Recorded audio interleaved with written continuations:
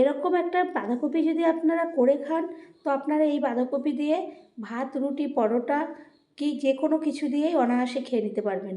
এইরকম বাঁধাকপি একবার হলেও বাড়িতে করবেন, দেখবেন ছোটো বড়ো সকলে আপনার কাছে খাওয়ার জন্য বায়না করবে। তো নমস্কার বন্ধুরা, বং কিচেন নতুন একটা রেসিপিতে আপনাদের স্বাগত জানাই। আমি যে রেসিপিটি করবো সেটা চিংড়ি বাঁধাকপি। তার জন্য কড়াইতে আমি তেল দিয়ে দিলাম অনেকটা পরিমাণে, একবারে রান্নার তেল, তো লাগলে আরেকটু দেবো। এরপরে চিংড়ি মাছগুলোকে আমি ভালো করে ধুয়ে পরিষ্কার করে লবণ আর হলুদ মাখিয়ে রেখেছিলাম, সেই মাছগুলোকে আমি ভালো করে ভেজে নেব। একটু হালকা হালকা করে ভাজবো, বেশি একটা লাল একদম কড়া কড়া করব না, তাহলে মাছটা রবারের মতো হবে চিবাতে গেলে। তো মাছটা ভাজা হয়ে গেল, আমি একটা মাছটাকে প্লেটের মধ্যে তেল ঝরিয়ে রেখে দেব আর সাইড করে রেখে দেব। ওই তেলের মধ্যেই আমি ভেজে নেব আলু। যেহেতু মাছের মধ্যে আমার লবণ আর হলুদ দিয়েছিলাম, সেই কারণে আমি আলুগুলো এর মধ্যে দিয়ে দিলাম। একবারে হলুদ আর লবণের মধ্যে ওটা ভালো করে ভাজা হয়ে যাবে। এরপর আলুটাকেও আমি লালচে করে ভেজে নেব। প্রায় যখন একটু লালচে মতন হয়ে আসবে, তখন আমি একটা হাতার সাহায্যে তেল ঝরিয়ে একটা বাটির মধ্যে আলুগুলোকে আমি তুলে নেব। এইভাবে আমি রান্নাটা করব। তা আমরা বাঁধাকপিতে অনেক রকম করে থাকি, একদিন হলে এরকম করবেন, দেখবেন খুব ভালো লাগবে। এরপর আবার কড়াইয়ের মধ্যে আমি তেল দিলাম। তেল দেওয়ার পরে দিয়ে দিলাম তেজপাতা ছিঁড়ে, তেজপাতা একটু ভাজা ভাজা হলে দিয়ে দিলাম সাদা জিরে, তারপরে এলাচ, দারচিনি আর লবঙ্গ, এইগুলো আমি ফোড়নে দিয়ে দিলাম। ফোড়নটা একটু ভাজা ভাজা গন্ধ বেরোলেই আমি এক মুঠো দিয়ে দেবো পেঁয়াজ। পেঁয়াজটাকে দিয়ে ভালো করে ফোড়নের সঙ্গে আমি ভেজে নেব। যখন ওটা একটু লালচে মতন হয়ে আসবে, তখন আমি আদা বাটা দিয়ে দেব। আদা বাটা দিয়ে আমি ভালো করে ওটা নাড়াচাড়া করে নেব।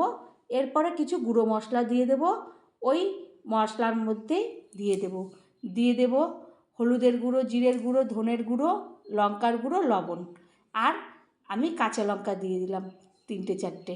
এরপরের মশলাগুলোকে আমি ভালো করে ভেজে নেব। যখন মশলার থেকে তেল ছাড়তে শুরু করবে, তখন আমি বুঝবো যে না, আমার মশলাটা যখন আলাদা হয়ে আসবে, কাঁচা গন্ধ দূর হবে, তখন আমি ওর মধ্যে আগে থেকে কেটে রেখেছিলাম বাঁধাকপি, সেই বাঁধাকপিটাকে দিয়ে দেব। এরপরে দিয়ে ভালো করে আমি নাড়তে থাকবো। বাঁধাকপিটা ঝিরিঝিরি করে কেটে রেখেছিলাম, এরপরে খুন্তি দিয়ে ভালো করে মশলাগুলোর সঙ্গে আমি নেড়ে নেব।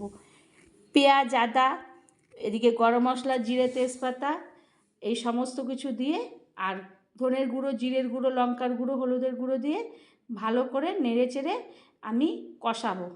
কষাতে কষাতে যখন মজে আসবে বাঁধাকপিটা, তখন বুঝবো যে নেতিয়ে আসছে যখন, তখন ওর মধ্যে আমি আলুটাকে দিয়ে দেবো।